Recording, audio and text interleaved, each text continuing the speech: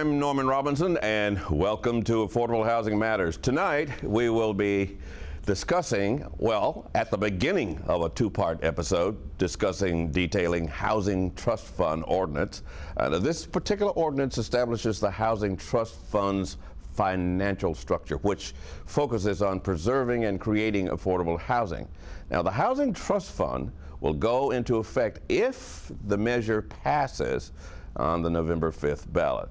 Now, to learn more about this ordinance and how it affects the people of New Orleans, we would like to introduce our guests for this discussion, and a discussion it will be, not an interrogation. New Orleans Council member for District B, Councilwoman Leslie Harris, and Mr. Damon Burns, who is the CEO of Finance New Orleans. Thank you all for being here. Now, I'm going to do this way in a two-parter because we're going to do a two-show discussion on this matter because it's packed with a lot of information. It is. So it's going to be a discussion, as I said, and not a traditional interrogation. So when we say discussion, that means that it's open for anybody, to join in on. If you have an opinion about something that's being discussed, go ahead and air it. As moderator, I won't interrupt you. So we're going to do this two ways. The first part is going to be a discussion about what's the meaning of this particular ordinance. And the second show is going to be sort of like a Christmas present. We're going to unpack it and see what the presents are and what they do. So, as the author of this particular ordinance, Sure.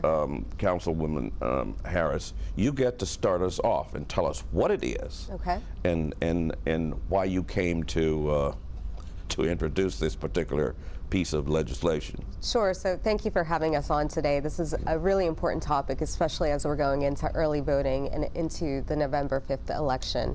What the Housing Trust Fund is a charter amendment. It will amend the city's charter to take 2% of the city's general fund year over year and put it into an affordable housing trust fund that will be run by Finance New Orleans and the New Orleans Redevelopment Authority, guided by an advisory board with report backs to the council. I know that's a lot of information to take in. Yeah. And we're going to unpack it, as you said. But it's a charter amendment, which means that it will be permanent and will outlive the current council, the current administration, and will continue on long after you and I are here. And it will take, again, 2% of the city's general fund and put it in a trust fund to create affordable housing opportunities, both rental opportunities and home ownership opportunities. So I'm really excited about it. It would equate to about currently $17 to $20 million per year. That cannot be touched for any other reason, but it is not a new tax. So really, if you look at it as a savings fund for affordable and workforce housing that we already pay into the city through our taxes, this is what the charter amendment does. So, Mr. Burns, what is the role of Finance New Orleans in this particular endeavor? So our role is to be co-manager of that savings fund. And I say co-manager because the New Orleans Redevelopment Authority also plays a role. And we were both agencies were created by the city specifically to focus on redevelopment and to also focus on financing affordable housing opportunities for homeowners and developers. It's really difficult to do that when we don't have a savings fund or a trust fund to seed that work or to be the equity that we need to do more home ownership, to do more development projects. So what the trust fund does is create the savings fund, and then the agencies, the redevelopment authority, is going to be focused on development opportunities, which is acquiring land, repositioning land, making sure blight is remediated and connected to new opportunities. And then Finance New Orleans, the agency that I represent, we're going to be focused on financing some of those same opportunities and other ones too. So homeowners, I've been on the program to talk about our home ownership programs in the past. The trust fund is going to boost those home ownership programs so we can do more down payment assistance.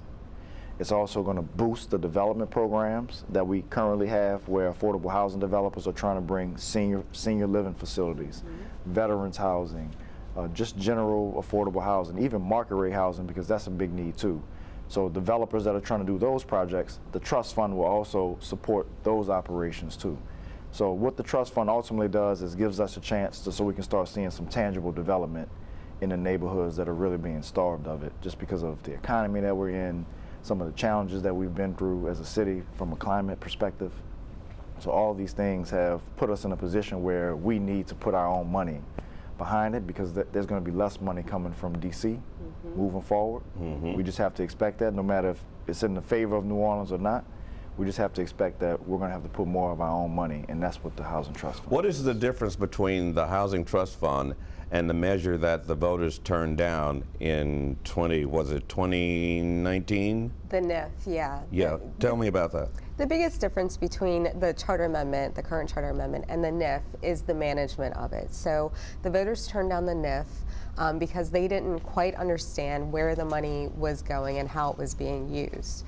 In this case, with the charter amendment, if it's passed, the effectuating ordinance has checks and balances, public meetings where the public can see what's going on, have public input to how the funding is being distributed, and also check-ins. And so there really is a lot of balancing of checks and balancing that's going to happen that wasn't there with the NIF. And so that's the biggest difference.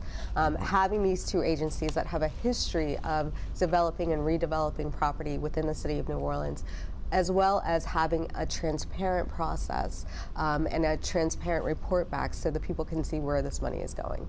So were people in opposition to approving this measure because they didn't trust city government, or because it was not explained to them adequately? I think probably a little bit of both, right? So I think that when you don't explain something, people don't understand it and they can't get behind it. That's why we are out beating the pavement, talking about the Housing Trust Fund Charter Amendment. But I think the other thing is that people generally right now don't necessarily trust the City of New Orleans governance structure. That's why these two agencies that are transparent in their process, who have a history of projects that we can see being built. The Louisiana Firehouse is one that's being built right now.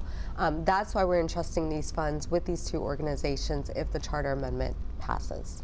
So how do you build that credibility, Mr. Burns, with the public through what you have obligated yourself to do? We have programs that are operating right now, and we're actively pushing those programs in the community. So the most active program we have at the moment is for developers. Developers are building, there's a large pipeline and backlog of multifamily development that needs to happen in New Orleans. And over the past few years, things have started to open up. The city has invested more money, the redevelopment authority, the housing authority, and even some money has come down from the state. And so Finance New Orleans has also played a role in many of those projects. So what I'm suggesting to you is that we're trying to establish trust by taking action, even though we can't do every single thing we want right now because we don't have all of the money to.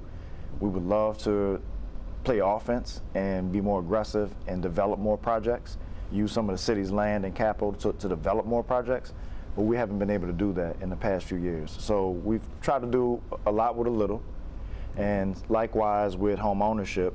That the home ownership program we had was really successful for a few decades. Katrina disrupted it, and we've had a really challenging time getting it back to the market and getting it back to its previous glory, where a lot of New Orleanians were being helped with their first home purchase.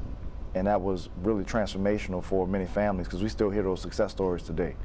So we're trying to establish trust just by being out there and doing what we can do right now. But the message is we can do a lot more if the city has the mechanism that puts capital behind redevelopment and puts capital behind financing more down payment assistance, financing more gap funding for multifamily developers, so that we can just take more action. So my answer to you is that the trust is coming from existing programming and relationships. And when we talk about trust in city government, is this something that the council has decided it needs to do because this issue of affordable housing has been sort of non-existent for several decades, and the administration has not Well, it's moved it forward. It's not just this current administration, so let's not. I mean the administrations. When I talk about administrations and I talk about something that's existed for several decades, Yeah. it's obvious that I'm not talking about this specific administration. Yeah, and let me say this, to the mayor's, current mayor's credit, she and her administration are behind this. So it's not just the council pushing this charter amendment. The mayor's administration came up with a study, the housing ecosystem study, that actually recommended this 2% dedication of funding. So we are lockstep with the administration because we all see that there is a need for affordable housing opportunities in the city of New Orleans. I'll tell you a story that I keep telling because it's so striking to me. After the Hurricane Francine, I was in Kenner with the governor and some folks from Jefferson Parish. And this woman who is in the city of Kenner's administration said, we are growing. We're growing as a city. We need more resources because we're growing as a city. We know that Gretna and Oswego are growing. Jefferson Parish is growing, and you know why? Because a lot of people are disembarking, leaving New Orleans, and moving to Jefferson Parish because housing is cheaper. So we need to take the money that we already pay in taxes and reinvest into our people, into our housing stock. Again, this is not a new tax. This is a reinvestment of funds to keep our people in the city of New Orleans, to make sure that they are close to their jobs, their schools, and to really grow the economy of New Orleans. That's why all of the city council members are behind this, as well as the mayor's administration. Now, it does have some opposition. It does. When you say it's a reinvestment of funds, Yeah. Your opponents say it's a reallocation of funds. May I read you what the BGR Yes. response is? Absolutely. Okay. I've studied it. Then you're familiar with what I'm about to say, Yes. or what I'm about to read. And Sure. this is from their report after doing research on the ordinance. And it says the city can and should make new housing investments as part of its strategy to alleviate the problems. While the proposed charter amendment would guarantee consistent new funding for housing, it would also be difficult to alter or undo. It would unnecessarily limit the city's budget flexibility as it confronts substantial new costs for personnel, infrastructure, and other needs. Other cities with housing trust funds allow their councils far more leeway to adjust the revenue dedications to those funds. It seems to me that they're saying that they're in opposition because it's inflexible. Right. That in the case of dire circumstances, you cannot reallocate funds to those areas that need shoring up. So that's false. Okay. Number one, and I told BGR in response to seeing their draft report that is false. So within the effectuating ordinance, we have a provision that if the city of New Orleans declares an emergency, a weather emergency, an economic emergency, an emergency of any kind that needs to take these dollars, again, $15 to $20 million, and put them back into the general fund, then we can do that. So there is flexibility there. I also want to point out this. What we're talking about is the city's general fund, which is 2/3 of the entire city fund. So we're not talking about the capital budget. We're talking about a percentage of the city's budget. And 2% of that is, again, $15 to $20 million. When we talk about a budget, an overall city budget that really, and we're in budget season right now, we're looking at $1 billion a year in spending money. 2% of that is a drop in the bucket, especially when we think about, as Damon likes to say, housing as infrastructure. Housing is part of the infrastructure of New Orleans, and we need to maintain it.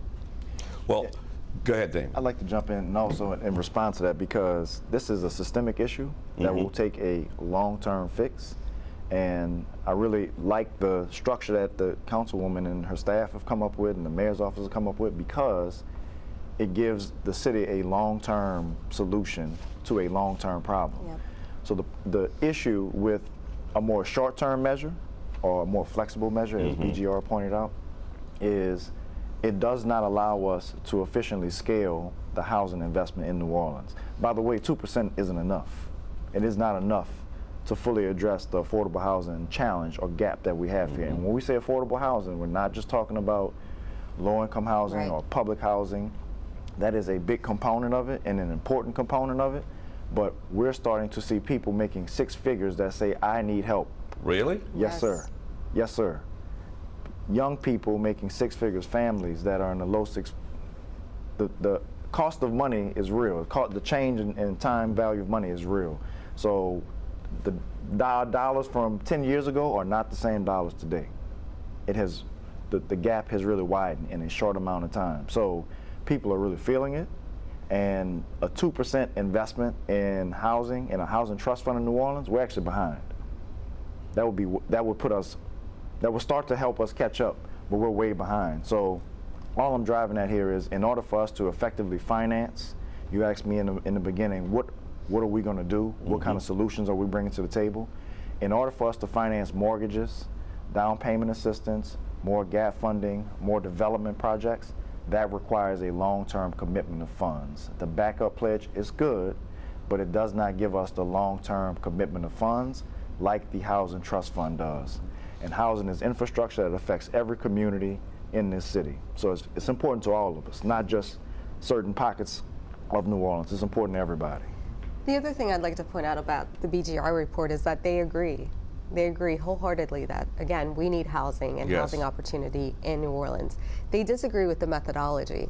They point to other cities, too, that have ordinances that can be multi-year ordinances. There are 29 other cities, right? That have multi-year ordinance, multi-year commitments via ordinance.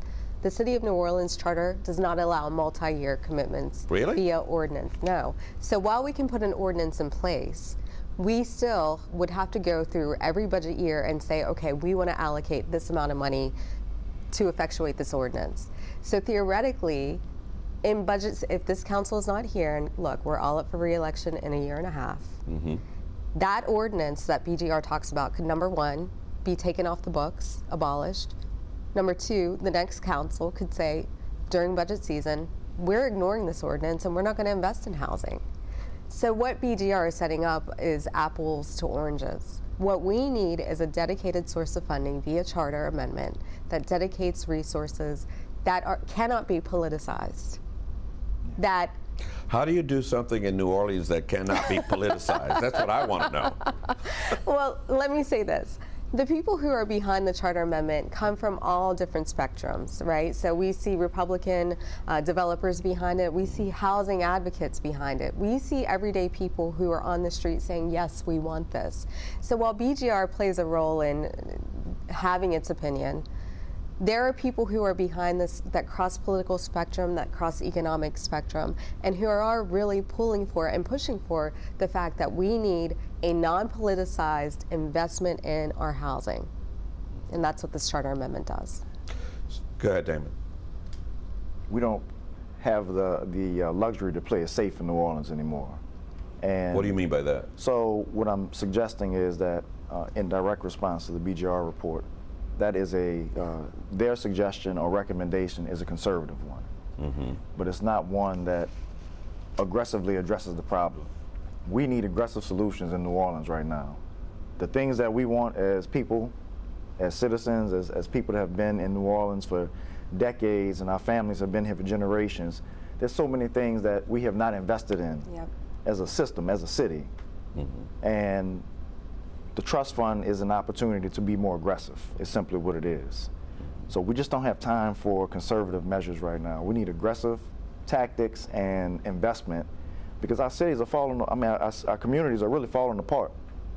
And a $5 million project, a $10 million project, a $200,000 home renovation all makes a difference. And the Housing Trust Fund gives us more ammunition to do those kind of projects. So somebody can buy a double, so somebody can develop 22 units of senior housing uptown. So somebody can develop more affordable housing in New Orleans East. So somebody can develop affordable housing for veterans. So that a young family who maybe is moving to New Orleans because they love what we're doing here, they can buy a home. Or that family who has been in New Orleans for years, maybe working in the service industry. This gives them an opportunity to buy a home and really connect roots. So these are the kind of things that we can do with a housing trust fund, and it's going to be really difficult to do it sustainably with a more conservative solution. So you're going to need something in place that's sustainable no matter who's in office. No matter who's in office. That's right. exactly why we're doing this via charter rather than ordinance. Now, there is a backup ordinance. That backup ordinance would come into effect if the charter amendment fails, which I'm That was going to be praying my next question. and hoping that it does not. That backup ordinance does not do what the charter amendment does. The charter amendment really allocates new money, city money, not new tax dollars, but city money already in the fund, and puts it into a fund. $15 to $20 million of new money. The backup ordinance would take federal funding that we already get and place it into a housing trust fund with maybe a little bit more, maybe $5 million more on top of that. So it does not reinvest the amount of money that we're talking about, which Damon has pointed out is not at all not enough of what we need, but it is a start of what we need. It's a base for what we need. Well, it's a base for what you need, but at the same time, Damon, I think you said at the outset of the show that federal funding was drying up. Yes, sir. So is that not something that we can count on in the future? Well, I think it'll probably always be there to some extent, but the thing about federal funding is, number one, it's limited, and it's subject to the political whims of the national stage or geopolitics. All those things play a role in affordable housing funding or funding through HUD. So they're programs like housing voucher programs. They're things that are institutional or will probably be there, but at the same time, they're not enough to fully address the problems that we have. And it's just a different economy, it's a different world that we're in. And the reason so many cities are building housing trust funds is because they're having the same issues, is they're having real challenges in their communities too. They're having challenges growing their economies. They're having challenges creating opportunities for families to be put to work. We see all of the climate issues that are going on in the Gulf Coast right now. Florida's having a really hard time. Areas of North Carolina are being hit. Hurricanes in LA. And the first thing that goes is the housing, as we know from Katrina. Yeah. So that's why we like to say housing is infrastructure, because it's the core of our communities. So we need to really invest as a city in making sure that people have climate protected homes, small businesses are in climate protected buildings, that multifamily developers are building climate protected apartments and rental units across the city. This is really critical that we do this as a community, and that's why I said, going back to my earlier point, we got to be aggressive in addressing our own challenges, because the climate does not care about No, it doesn't. It does not care about long-term investment or short-term. It comes and it does what it does, and we have to be prepared for it. And we know better than any city, maybe any city in the world right now, that we got to protect our community. We have to protect ourselves. So the Housing Trust Fund just starts to give us some internal capital or homegrown capital so that we can address some of our own problems. It's not enough, so we still have to go to the federal government. We still have to go to private banks and foundations that are maybe outside of New Orleans that have an interest in investing in New Orleans. We do have that opportunity. So those are the kind of things we have to do to supplement ourselves. But one thing we do here, my last point, is when we go out and pitch foundations or banks to come to New Orleans or to invest money in New Orleans, one of the first things they always ask is, well, how much money is the city putting into affordable housing? What kind of That's bond the issue? question now? Yes. What kind of bond issue? Not is the city? education, but how much money? Well, I think that education is important, but what I'm saying if we're asking them to invest, if we're asking them to invest in projects or bring their capital to the city, they want to know that we have skin in the game, is all I'm saying. They want to know that the city has put If their money on the employees table, will so have somewhere to live, right? that they'll have somewhere to live, and that also that the city has invested before anybody else. They want to make sure that, just like when you go to the bank to get a home loan, the bank says, well, we need to see that you have 3% down, 5% down, 20, whatever it is. It's essentially the same thing. The banks, the foundations want to see what kind of down payment the city has, so that we can get a larger investment. This is a billion-dollar problem, multi-billion-dollar problem. So the Housing Trust Fund creates about $20 million a year at about 2%. So that's not nearly enough to solve a billion-dollar problem. It's a great start, and we can get a little bit more, but we got to put something in. So by not having a Housing Trust Fund, it's going to be hard for us to get started and attract the kind of capital we need. So what's the plan in terms of the number of housing you would like to see made affordable in, say, the next 5 years? Oh, wow. Well, the housing ecosystem study said that using this 2%, we would create about 650 units a year. 650 units a year? Per year. Per year? That's the goal? Well, I would like to see that goal more than that.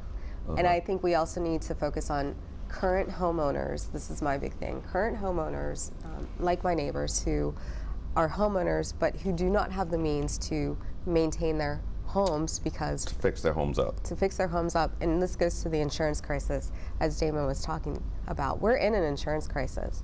Part of that crisis is our deteriorating homes that people don't have money to fix up and to sustain in a way that can sustain hurricane force winds. People don't have the money to put fortified roofs on their homes. So part of this money from this housing trust fund can go to fund fortified roof programs right now so that everybody's insurance costs across the board go down. Because guess what? If you have a blighted house next to you, and we see this all the time in my office, people complaining that there's a blighted house next to their homes, and they cannot get insurance because of that blighted home. So if we can shore up these homes, get them back into commerce, make sure that everybody, those who want it, can get a fortified roof, then everybody in New Orleans insurance costs should go down. Well, that's probably going to do it for this first part of our show. Sure. Second part, I want to come back and talk about how it's going to help me individually. Yep. What this housing trust fund is going to do for me as an individual. What's it going to do for me as an individual who is unhoused? What's it going to do for me as a senior citizen? And what's it going to do basically for the city of New Orleans in terms of healing us from our systemic dysfunction? So stay tuned. We'll be back with the second part of our discussion with Leslie Harris and Damon Burns. So join us again next week as we continue to discuss how and why this fund may be beneficial to the citizens of New Orleans. I'm Norman Robinson, and we will see you again next week on Affordable Housing Matters.